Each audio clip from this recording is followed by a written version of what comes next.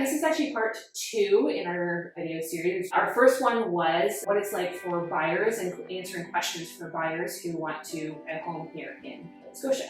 Andrea is our realtor and she is fantastic. So where is the region that you actually cover? I will go anywhere in Nova Scotia. Primarily I work in Wolfville and throughout the Annapolis Valley. I'll be putting her information in the description below, so if you are looking for a realtor in this area at all, then I highly suggest.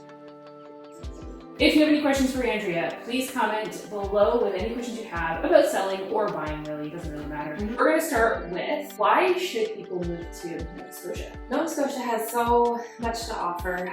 It's a beautiful, beautiful province, beautiful part of the country. The people here are some of the best, very, very friendly, always willing to help out and go the extra mile, go the further mile with you. Yes, everyone. High five. That was awesome. Slide that in there. You know, one of the best things about Nova Scotia is if you're a water lover or an ocean lover, you're never any further than about 70 kilometers from the ocean, which is lovely. Halifax is also nicknamed the City of Lakes because there's over 1,000 lakes just in the Halifax regional municipalities. There's all kinds of water access for people if you're a nature lover or just want to get away and find some peace and quiet. There's a lot of wonderful restaurants. There's so many different culinary experiences that you can have around here. Lots of wonderful shops and stores and different avenues to explore no matter really where you are with your business, what types of opportunities that you're looking for with that. Nova Scotia is great because now, because of COVID, everybody seems to be working from home so much more and has some more freedom like that. So we're finding that there's more people coming from places like Ontario or needing to be in Toronto or Ottawa, these big major cities for their jobs, and it's just not necessary anymore. So now that's a lot of the reason why people are kind of branching out to Nova Scotia, is that they can live a slower, more relaxed sort of lifestyle. The internet service is typically pretty great in most areas, so people can still tune in from their laptops and do their jobs that they're needing to do, but from a more rural area. Yeah, it's very true. So I know a lot of people who do love living in Toronto, but maybe they've been there long enough or their life has just changed and they like the idea of having just slowing down for a while. Exactly. Right. And being able to come here and live rural while still being really close to a really good city. Absolutely. Being able to work from home it's like a game changer. It is. It was even a game changer in Ontario. That is what I've been saying about the whole housing market. A lot of people see it as like this bubble that's going to just kind of burst and implode and like everything's going to crash. I don't think that's what's happened. I think what's happened is that the bubble has already burst and it's spreading. Exactly. That's what I think happened. It's like the bubble was so big in some of our major cities that it's like Toronto, Vancouver, Calgary, like some of these places have just the prices have gotten so big, and then as soon as people were able to actually just kind of work from anywhere, boom. Exactly. Right? And spread. Because we came from a small town that when we bought our house, like the housing market was just starting to kind of go up a little bit every year, but then it was like all of a sudden it exploded. Huge change, right? That's what's been happening. That's what's happening here now too, But you know, I've talked to a lot of people about where they kind of see this going, and nobody sees it ending anytime soon, and I think that it will just kind of just be the new normal here. I can't see it continuing to go up and up and up too drastically, but things are still increasing, and I think that Nova Scotia is going to thrive now because of this for quite a while. What I also think is that it'll only go up as much as it still makes sense for people to sell in like bigger cities. That's right. And move to somewhere rural. Like as long as because like really obviously a big factor in people moving is the price point. Exactly. Right. And so again, our community, it went up because it was so cheap. And it was so cheap for the town, because the town is beautiful. It has so much going for it. It has beautiful, beautiful beaches. Goderich, Ontario, by the way. I think it was undervalued for such a long time. And I would say it's probably true for around here. These places were undervalued for such a long time. And now that people can more easily move here, I think the prices are actually just catching up. It's like where they really should be. Yeah, exactly. That's really what's happening. Yeah, and it is such a wonderful opportunity for people who are coming from Toronto, and you know, the housing prices here are so attractive to people coming from other areas, and the bang for your buck is pretty phenomenal here in Nova Scotia. What you get for as much land as you can get, and the style and quality of homes for really pretty great prices still. We hope to do actually a video that compares like what we got for our price of the house with what you could get for that in Ontario. That would be very interesting. Very different. Tell us about how the prices have actually changed over the last, let's start with 5 years, and then where the big jump started and how much of a jump has happened. Yeah. Like we'll talk actual numbers. Everywhere has an assessed value. The assessed value was one thing. The asking price was never really too much off of that. And now you're starting to see listing prices being quite a bit different than those assessed values. Also, just with your offer price, that's quite a bit different too. Things used to be that the house would be listed at $200,000 and people would start offering less than that. You would never have to offer full asking price on property ever, and then just kind of do your counter offer and meet in the middle where everybody's happy. And now you really don't offer less than asking price at all because there's quite a bit of competition on the different properties. And so now you offer at least asking price, sometimes quite a bit more depending on how much competition there is, which is a big change from the past few years too.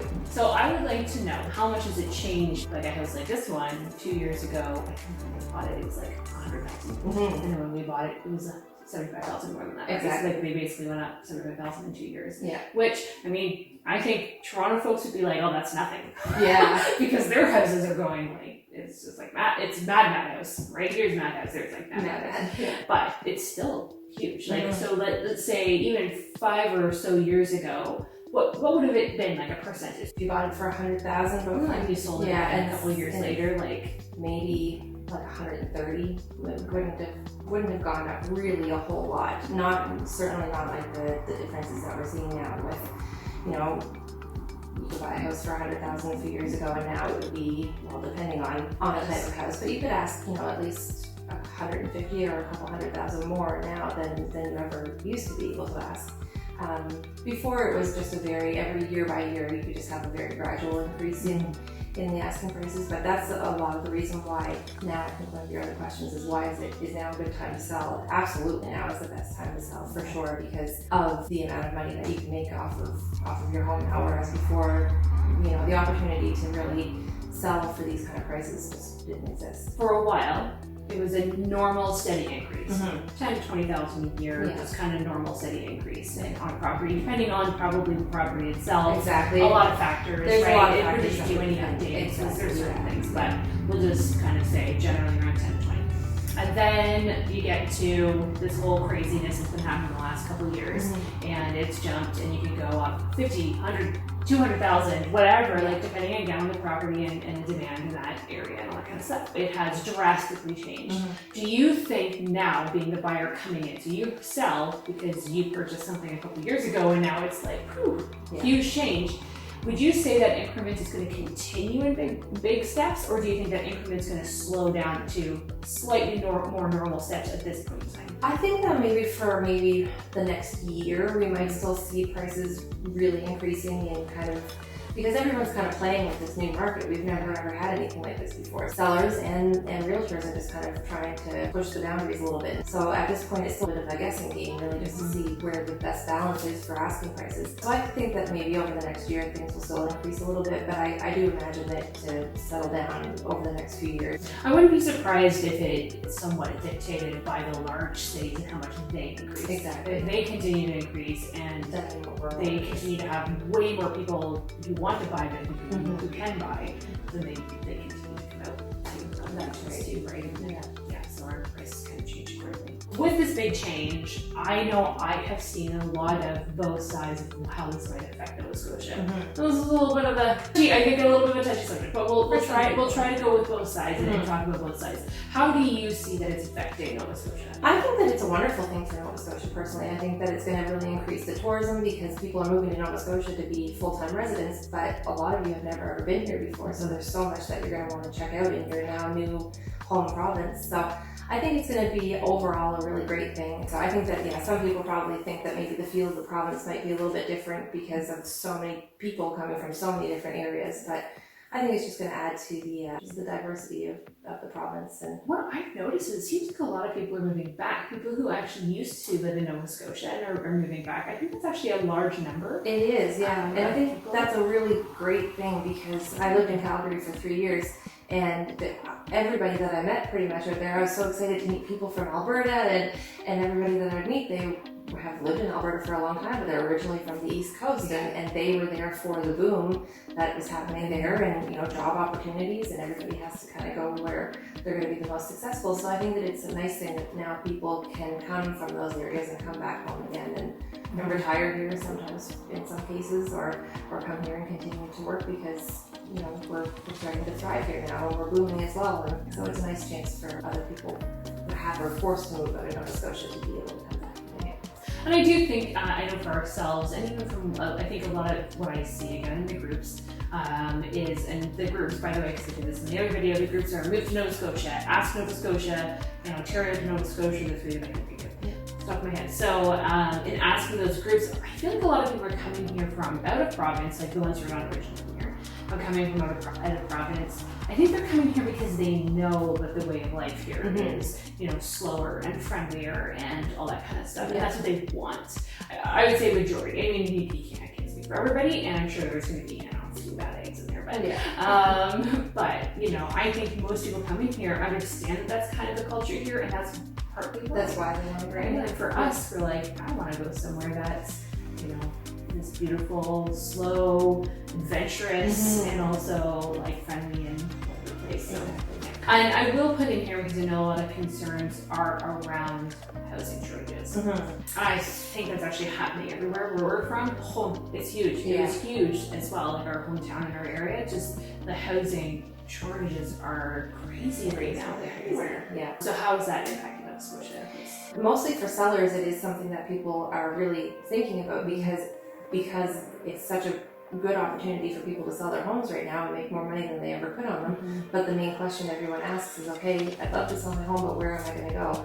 Because everywhere else is just as expensive. People would like to sell a home, make some money, but you're going to have to spend that again on the prices of everything else. So, and then of course with building supplies and lumber costs and everything has gone through the roof as well, it's a little less enticing for people to sell something and then build something else. And I think that though land sales have been pretty popular, and like a lot of vacant land is just a sale of that is increasing quite a bit too. So people are still doing it, but no, there is definitely a real fear around the housing shortage, and as far as rentals go, I know that rents are increasing quite a bit in the area as well, kind of keeping up with everything. So, but like I say, it's not happening everywhere, but it is definitely a concern here for sure. I was going to ask, the last question is going to be about how to prepare your home. Because this is more about for the sellers. So how do you prepare your home for selling? What's the most important features in a home to have updated so that you get the most bang for your buck when you're going? Kitchens and bathrooms are the biggest things, because they're the biggest expense to fix. Like if the whole kitchen is extremely dated and you need to update it, then those are nice things to already have done.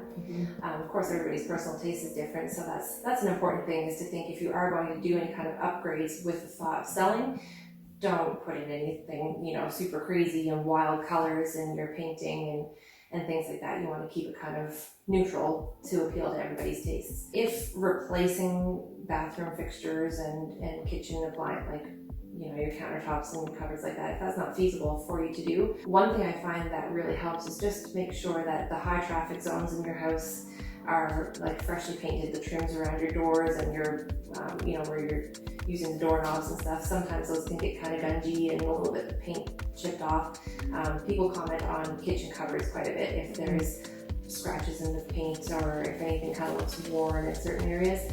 Just if you can kind of make everything look as freshly done as you can, so that your eye is not drawn to nicks and scratches and dings, because I find that people think if they see like little scratches and paints or things like that, then what else in the house has not really been very well maintained. Right. Yeah, so even if you can't do any of the big, more expensive jobs, just to go over the house and just touch up things that have and kind of well loved along the way, and just to make everything look fresh. I feel like I'm trying to minimize your stuff. Absolutely, yeah. If you are one to have a lot of clutter in your house and you like that, that's great, but maybe if you just get a storage unit or something and box some stuff up, tuck it away, and just keep things really minimal, because some people have a very hard time looking past other people's belongings in the house just to be able to see what it would look like on your own and with your own things in there. So just keep things very minimal, very neutral, just something that kind of would appeal to most people. And then if you are somebody who wants a bright orange wall, then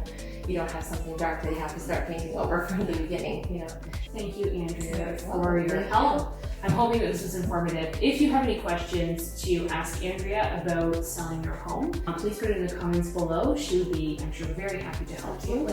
Make sure you check out part 1, where we talk about what it is like to buy a home here in Nova Scotia. Subscribe, like our video, and see the different adventures we have here. Awesome. Good.